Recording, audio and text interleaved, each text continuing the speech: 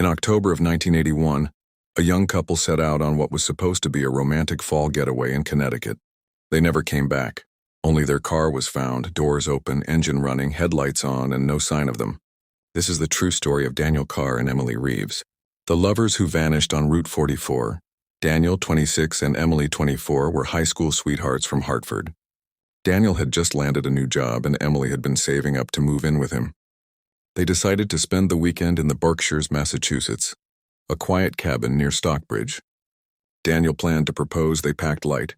Just 2 bags, some snacks, and a surprise ring Daniel hid in the glove compartment. They chose to take the scenic route, the winding, wooded, and mostly deserted Route 44. What they didn't know was that stretch of highway has a dark reputation, one that goes back decades. Their last confirmed sighting came from Murphy's Gas and Grill in Pomfret, Connecticut. It was just after 6:30 p.m. A waitress named Lana remembers them vividly. She was wearing a big brown scarf, and he was smiling at her like she was the only person in the world. They were laughing over a slice of pecan pie. They left around 6:45 p.m., heading toward the state line. That was the last time anyone ever saw them alive. 2 days later, a state trooper found their 1977 Chevy Impala on the side of Route 44. Engine running, driver's door slightly ajar. Headlights still on even after 48 hours. The car wasn't wrecked, it wasn't even scratched.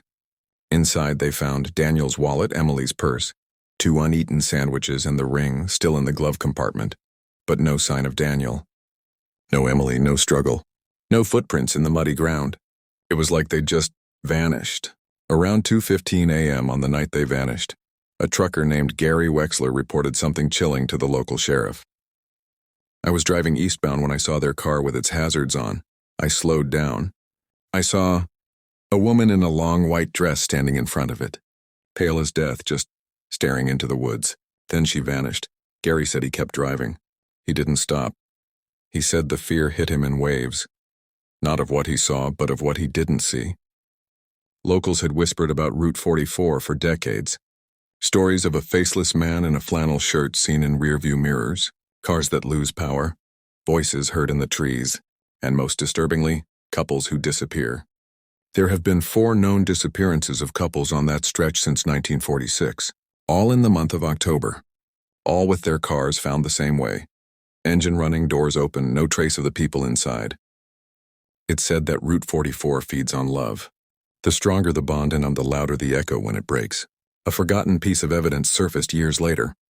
An old dashcam mic log from the responding trooper. At 3:02 a.m. while approaching the scene, faint radio interference is picked up on the trooper's channel. "He's in the woods. We can't leave. He has no eyes. Please." The voice matched no missing person, but the timestamp aligned with the exact minute Gary Wexler passed the car. In 2003, a group of teenagers hiked through the forest just a mile off Route 44. They found something unsettling. A circular stone ring like an old fire pit. Inside it, burnt fabric. A melted key and a small cracked silver locket with the initials ER. Forensics found female teeth fragments inside the ash. DNA was too degraded to match, but Emily's mother swore that locket was hers. One of the teens from that trip? He disappeared a year later, driving home on Route 44.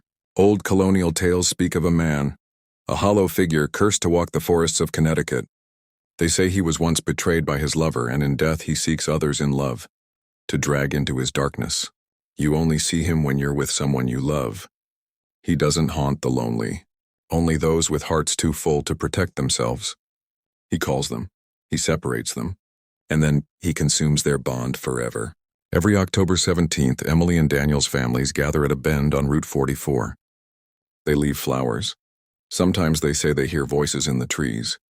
A woman crying, a man shouting her name, sometimes both. And every few years, a new couple goes missing.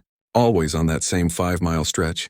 Always in love, always gone without a trace. Some say if you drive that road alone at night, you might see a green Impala parked at the side, its headlights dim, its engine humming softly. But no one inside. Whatever took Daniel and Emily's is still out there waiting for someone else in love.